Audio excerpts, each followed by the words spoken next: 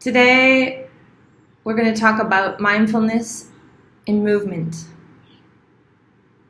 One of the biggest comments I have from most companies, most people, managers, we don't have time to sit and do meditation. We're rushing. There's so many things to do. There's no time to stop. It's impossible to work company mindfulness or stress management into the programs when your business is growing at such a pace that it's hard to even get the basic things done.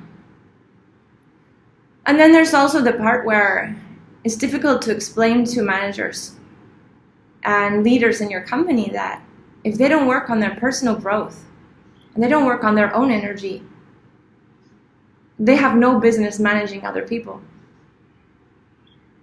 If you're going to come into a situation where you have power over others and you don't know how to even control yourself, you have no business using your energy to lead other people. So today, like I do in the mornings, I went for my run, and I'm lucky enough to be in a beautiful jungle here in the Riviera Maya in Puerto Morelos in Mexico. It's near Cancun. And have access to a 26-meter tower in the jungle. And I want to talk to you about my experience using physical activity to work on my mind. Going into a peaceful, calm meditation where you sit down and you go inside yourself, it's an excellent tool if you're able to do it. But a lot of people feel so strongly the emotions they have to deal with are so hard and hurtful and painful that to sit quietly and face those things, to face your fears, your monsters, in a quiet, peaceful place can be very challenging. And some people are just not willing to go there. It's too painful for them. So this morning, in an amazing moment of enlightenment, I was running up this incredible tower in the middle of hundreds of acres of virgin jungle. And I decided to work on forgiving. I won't mention any names because I don't want to hurt anybody's feelings. But my goodness, doing the forgiveness process in movement, or a mindfulness in movement, is an amazing tool for people that aren't quite used to meditating or using mindfulness in a peaceful, calm way. So here's the process. Stop at the bottom of your tower, climbing wall, running track. Find a physical movement that you enjoy in a peaceful place where you have privacy. And stop. Take a moment to think. What is the person, the situation, who is the person, the situation that you want to forgive and overcome? Place it in your mind and then go for it. I ran up those stairs this morning, 26 meters of stairs. It's not that high, but it's long enough to get out whatever it is you want to get out. And as I ran up the stairs, I called that person into my mind. And in each stair, as I ran up each stair,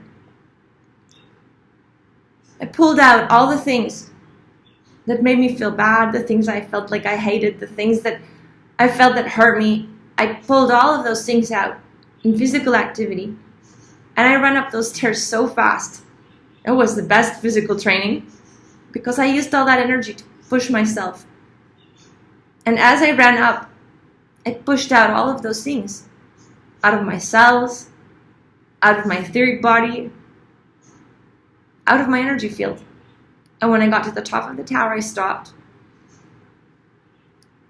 I visualized that person and I exhaled. And I sent all that energy to the universe because I don't need that energy anymore. It weighs on me. It comes forth when I'm dealing with other people And if I hated that happened to me, then how dare I stand before others and pull those energies out and treat them the same way I hated being treated myself? It is our responsibility to own those things. And it's our responsibility as adults now, because we're not children anymore. When you're a child, you can allow yourself some things that you didn't understand, some hurtful things, some emotional things. As children, we're allowed not to understand. But as adults, we have to start being responsible for our feelings, for the emotional expressions that we're having during the day, in our interactions with other people. If you did not like being treated that way, don't call forth those emotions and push those emotions out onto other people.